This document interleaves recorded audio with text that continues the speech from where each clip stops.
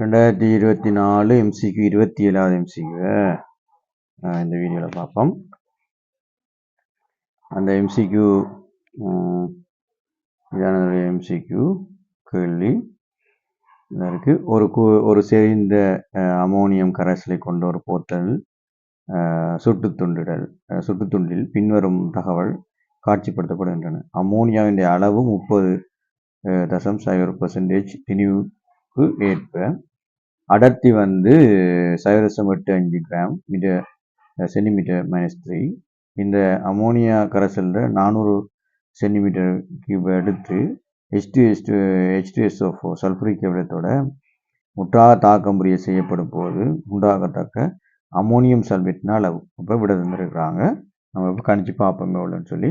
அதுக்கு பிறகு இப்படி பார்ப்போம். இப்போ என்ன நடந்திருக்குன்னு சொன்னால், ஒரு போத்தல், அதாவது லேப்பில் போய் நாங்கள் அமோனியாவை எடுத்து பார்த்தோம்னு சொல்லிட்டுன்னா, அமோனியா போத்தலில் தான் இப்படி ஒரு லேபிளிங் ஒன்று போட்டிருக்காங்க.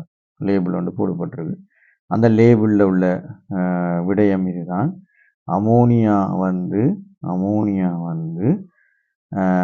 30.3% W/W இப்படி எழுதியிருப்பாங்க. அடுத்தது பார்த்தோம்னு சொன்னால் டென்சிட்டி எழுதியிருக்கும். எங்களுக்கு 0.85 கிராம் சென்டிமீட்டர் -3 என்று இருக்கும். இது ரெண்டு அமோனியா போத்தல் மட்டுமல்ல, கூடுதலான ஏக்கோஸ் போத்தல்களில் இந்த ரெண்டு வாசிப்புகளும் இருக்கும். இப்போ தெளிவு இதோடைய நம்ம எழுதுறேன். 30.0% W/W, அடுத்தது 0.85 கிராம் சென்டிமீட்டர் -3. ரைட். இது ஏன் எழுதுறாங்க, என்னத்துக்காக இது எழுதப்படுது என்பதை முதல்ல நாங்கள் பார்ப்போம். இதில் நோக்கம் என்னன்னு சொல்லிட்டோம்னா, சில கரைசல்கள் சொன்னால் என்ன செய்யும், இப்போ சொலிட், அதாவது சொல்யூஷனுக்குள்ள ரெண்டு விதமான ஆட்கள் இருப்பாங்க. அதாவது சொலூட் ஒன்று இருக்கும், அடுத்தது என்ன இருக்கும், இதில் இந்த சொல்யூஷனுக்குள்ள சொலூட் இருக்கும், அடுத்தது லிக்விட் இருக்கும். என்ன லிக்விட்னு சொல்லி சொன்னால், இதை கரைக்கிறது. அப்போ இது கரை பான் என்று சொல்லுவோம், இது கரையம் என்று சொல்லுவோம். சரிதானே? ஒரு சொல்யூஷனுக்குள்ள சொலூட் ஒன்று இருக்கும், அதோட சேர்ந்து ஒரு லிக்விட் ஒன்று இருக்கும், அதில் தான் கரைப்படும். ரைட். இப்போ இங்கே என்ன செய்யுது, இந்த அமோனியா கரைசல்ன்றது என்னன்னு சொன்னால், இது ஏக்கோஸ் எழுதுவோம், அதாவது அமோனியா கரைசல் எழுதுவோம். ஆனால் இந்த அமோனியா கரைசல் இந்த மாதிரி இருக்கிறது எப்படி இருக்கும்னு சொன்னால், உண்மையிலேயே இதில் செயற்பாடு இது இப்படி தான் இருக்கும். அதாவது NH4+ ஏக்கோஸ் என்ற அடிப்படையிலையும் OH- ஏக்கோஸ் என்ற அடிப்படையிலையும் இருக்கும். அதுக்கு காரணம் அதுக்கு காரணமாக இருந்தால் இவர் தான் யாரு, இங்கே நீர் அதாவது ஒரு லிக்விட் அமோனியாவோட நாங்கள் என்ன செய்வோம், நீரை சேர்த்து வார அமைப்பு தான் அமோனியா ஏக்கோஸாக இருக்கும். ஆகவே இங்கே இப்படியான நிலையில தான் எங்கள்கிட்ட இருக்கும். அப்போ எங்கள்கிட்ட இருக்கிற இந்த அமோனியா அயனை மட்டும் எடுத்து நாங்கள் தாக்கத்தை ஏற்படுத்தி கொள்ள முடியாது. ஆகவே இது இவ்வளத்தையும் தான் எடுப்போம். அப்போ இவ்வளத்தையும் எடுக்கிற நேரம் இந்த இடத்துல தான் நாங்கள் என்னத்தை சொல்ல போகிறோம்னு சொல்லி சொன்னால், இதில் தான் நாங்கள் சொல்லுவோம் W/W சொல்லுவோம். எவ்வளோ பெர்சன்டேஜ் எங்களுக்கு அமோனியம் அயன் இருக்குண்டு. அது இந்த இடத்துல என்ன சொல்லுவோம், டென்சிட்டியை சொல்லுவோம். இந்த இடத்துல டென்சிட்டி சொல்லுவோம். டென்சிட்டி, அதாவது இவ்வளவு நீங்கள் அமோனியம் ஏக்கோஸ் எடுத்தீங்கன்னு சொல்லிட்டுனா எங்களுக்கு இவ்வளவு அமோனியா வரும், அமோனியம் ஏக்கோஸ் வரும். இந்த அமோனியம் ஏக்கோஸ் எங்களுக்கு என்ன நடக்கும், திருப்பி இந்த ரெண்டு இருக்கும், அதுல இருந்து தான் நாங்கள் இந்த அமோனியாவை எடுக்க போகிறோம். சரி, இப்போ என்ன சொல்ல வாரன்னு சொன்னால், ஒட்டுமொத்தமாக முதல்ல நாங்கள் ஒரு கொஞ்சம் அமோனியாவை எடுக்கிறோம், அமோனியம் கரைசல் எடுக்கிறோம். அப்போ அமோனியம் கரைசல் எவ்வளோ எடுக்கிறோம், 400 சென்டிமீட்டர் கியூப் எடுக்கிறோம். இப்போ இதில் கருத்து என்ன, இந்த 400 சென்டிமீட்டர் கியூப்ண்டா இதுக்குள்ளுக்குள்ள எங்களுக்கு என்ன இருக்குதாம், அமோனியம் அயன் இருக்குது, OH- அயன் இருக்குது. இதுதான் அதனுடைய செயற்பாடு. இப்போ இதுக்குள்ள நாங்கள் என்ன செய்யணும், அமோனியா எவ்வளோ இருக்குன்றதை கண்டுபிடிக்கணும். இங்கே அதுக்குத்தான் முதலாவது நாங்கள் என்ன செய்யறோம், இந்த 400 மில்லிகிராம்ல இருக்கிற அமோனியம் கரைசல் எவ்வளோ இருக்குன்னு பார்க்க போகிறோம். இந்த அமோனியத்தின் கரைசல் எவ்வளோ இருக்குன்னு பார்க்க போகிறோம். அப்போ அதை எப்படி பார்க்குறோம்னு சொன்னால் டென்சிட்டியை வச்சுட்டு பார்ப்போம். எங்கே டென்சிட்டி எவ்வளோ இருந்திருக்காங்க, 1 சென்டிமீட்டர் கியூப்பில் நீங்கள் எடுத்தீங்கன்னு சொன்னால் 0.85 கிராம் உங்களுக்கு என்ன வரும், இந்த அமோனியாவுடைய கரைசல் வரும். சரியா? ரைட்.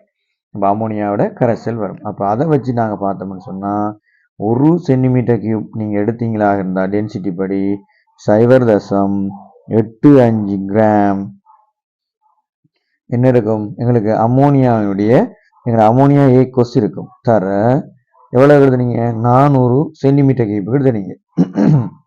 அப்போ இந்த இந்த இந்த 400 சென்டிமீட்டர் கியூப்புக்கு எடுத்துருக்கோம். அப்போ 400 சென்டிமீட்டர் கியூப்புக்கு எடுத்தால் எவ்வளோ வந்தது, 340 கிராம் அமோனியம் ஏக்கோஸ் எங்களுக்கு இருக்கு.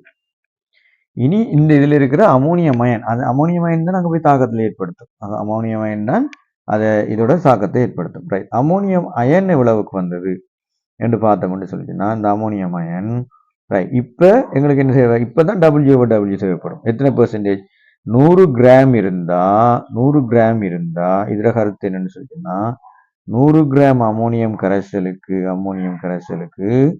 எவ்வளவு, 30 கிராம் அமோனியா இருக்க போகுது, அமோனியா அயன்கள் இருக்க போகுது. NH4+ தாக்கமடையக்கூடிய அமோனியம் அயன்கள் இருக்க போகுது. இதான் எங்களுக்கு தேவையான ஆட்கள். சரியா? ரைட். அப்போ அவரை நாங்கள் எடுத்த முடியும். இப்போ 340 கிராம் இருக்கு எங்கள்கிட்ட.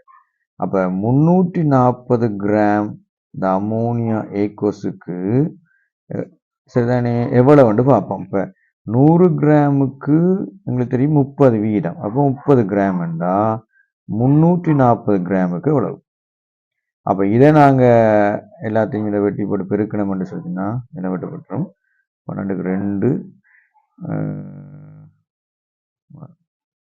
2 1 9 10 ரைட்.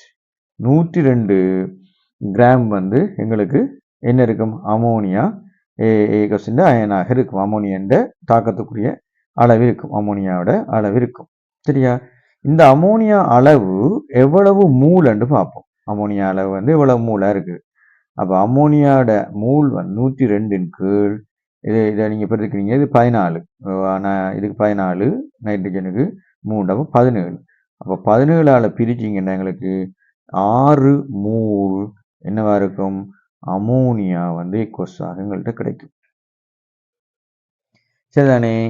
இப்போ நாங்கள் நேரடியாகவே ஒரு இதுக்கு வரலாம். ஆனால் இதனுடைய படிநிலையை பார்த்தோம்னா நாங்கள் அந்த படிநிலை தாக்கத்தை பார்த்துட்டு போவோம்.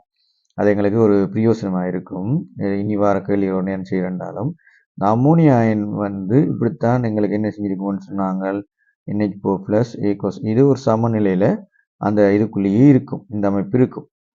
அப்போ இதில் நாங்கள் என்ன செய்ய போகிறோம், இங்கே தாக்கத்தை உருவாக்க போகிறோம். அப்போ அந்த தாக்கம் எப்படியான தாக்கத்தை உருவாக்க போகிறோம்னு சொல்லிட்டோம்னா இங்கே இருக்கிற அமோனியம் அயனோட சேர்ந்து இந்த அமோனியம் அயனோட சேர்ந்து OH- ஏக்கோஸோட சேர்ந்து எங்களுக்கு என்ன செஞ்சிருக்கும், எங்களுக்கு நேரடியாக H+ SO4 2- இதை நான் பிரித்து எழுதுறேன். இதில் அதாவது நீங்கள் போடுற H2O அதாவது H2SO4 இதை பிரித்து எழுதுறேன், வேற ஒன்றும் செய்யலைன்னா. இதோட தாக்கம் ஏற்படும் என்றால் நேரடியாக அமோனியம் சல்ஃபேட் வரும் ப்ளஸ் H2O வரும். அப்போ அமோனியம் சல்ஃபேட்னா இது 1+ தான், ஆகவே இது 2 வரணும். இப்போ 2 வருதுண்டா இங்கே பாருங்க, இங்கே இருக்கிற நீர் என்ன செய்யும், வெட்டுப்பட்டுரும். எங்கே இருக்கிற நீரோட பார்க்கும்போது இப்போ இங்கே இருக்கிற நீர் அதோட சேர்ந்து இந்த தாக்கத்துக்கு இதுக்கு முன்னுக்கு ஒரு நிலை ஒன்று எங்கள்கிட்ட இருக்குது. எதுக்கு முன்னுக்கு எப்படி ஒரு நிலை ஒன்று இருக்கும், NH3 அது ஒரு லிக்யூட் இதில் H2O தான் என்னென்னு வந்திருக்கும், NH3 ஏக்கோஸ் என்ற லெவலுக்கு வந்திருக்கும். இந்த ஏக்கோஸ் தான் இங்கே வந்திருக்கும். அப்போ இந்த 3 சமன்பாட்டின்படி இதுவும் எதிர்பக்கத்தில் இருக்க வெட்டுப்பட்டு போயிடும். சரியானே? ரைட். இப்போ என்ன செய்யும், இந்த படிநிலையிலிருந்து இந்த பக்கத்தால் பார்க்கும்போது இது 2 வெட்டுப்பட்டு போயிடும். சரியா? பிறகு இதை பார்த்தீங்கன்னா மிச்சமாக இருக்கிற இதுவும் இதோட சேர்ந்து இந்த அயன்ட அமைப்பில் இதுவும் வெட்டுப்பட்டு போயிடும். ஓகேயா?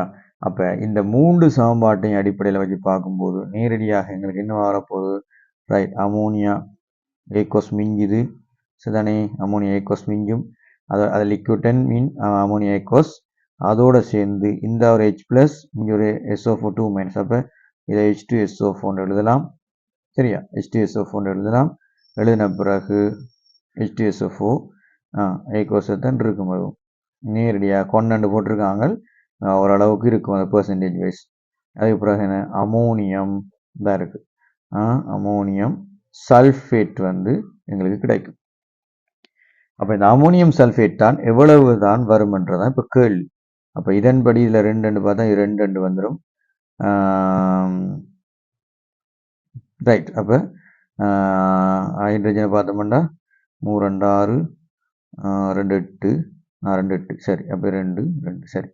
இப்போ சோசியோமெட்ரியை பார்த்தோம்னா சோசியோமெட்ரி எங்களுக்கு நேரடியாக பார்த்தோம்னா 1க்கு 2 வரப்போகுது. சரிதானே, எங்களுக்கு சோசியோமெட்ரி என்ன வரப்போகுது, அமோனியாவுக்கும் H2SO4க்கும் இடையில் எங்களுக்கு சோசியோமெட்ரி படி பார்த்தோம்னா இதுக்கும் அடுத்தது அங்கால